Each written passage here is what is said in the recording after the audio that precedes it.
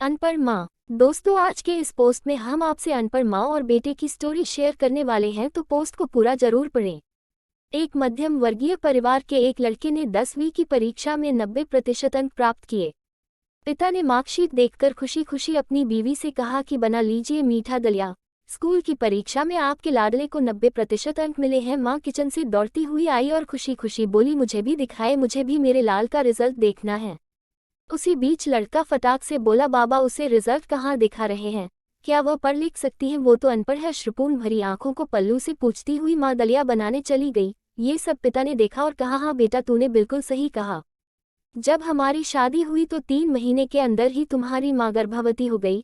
मैंने सोचा शादी के बाद ही कहीं घूमने नहीं गए, एक दूसरे को ठीक से समझे भी नहीं, चलो इस बार अबॉर्शन करवाकर आगे चांस लेते हैं।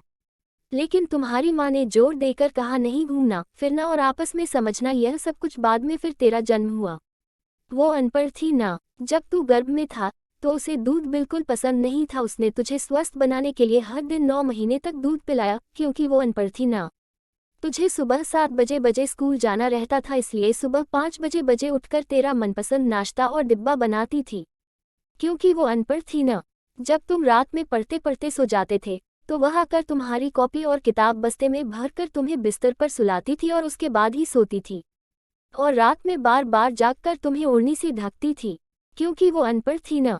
बचपन में तुम ज्यादातर समय बीमार रहते थे, तब वो रात रात भर जागकर भी सुबह जल्दी उठती थी और काम पर लग जाती थी, क्योंकि बेटा वो अनपढ़ थी ना। तुम्हारे लिए ब्रांडेड कपड़े लाने के लिए मेरे पीछे पड़ती थी और खुद सालों तक एक ही साड़ी पर रहती थी, क्योंकि वो अनपढ़ थी ना। ये सब सुनकर लड़का रोते रोते अपनी माँ से लिपट कर बोलता है, माँ मुझे तो कागज़ पर 90% अंक मिले हैं, लेकिन आप मेरे जीवन को 100% बनाने वाली पहली शिक्षक हो। माँ मैं आज भी अशिक्षित हूँ और आपके पास PhD के ऊपर भी उच्च डिग्री है, क्योंकि आज मैं अपनी माँ के अंदर छुपे हुए डॉक्टर, शिक्षक, वकील, ड्रेस डिजाइनर, बेस्ट कुक, इन सभी के दर्शन कर लिए। माँ मुझे क्षमा कर दीजिए।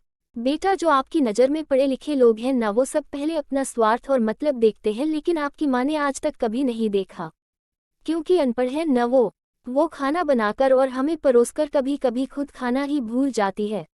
इसलिए मैं गर्व से कहता हूँ, तुम्हारी माँ अनपढ़ है। दोस्तों, आपको अनपढ़ माँ कैसी लगी नीचे कमेंट करके जरूर बताएं।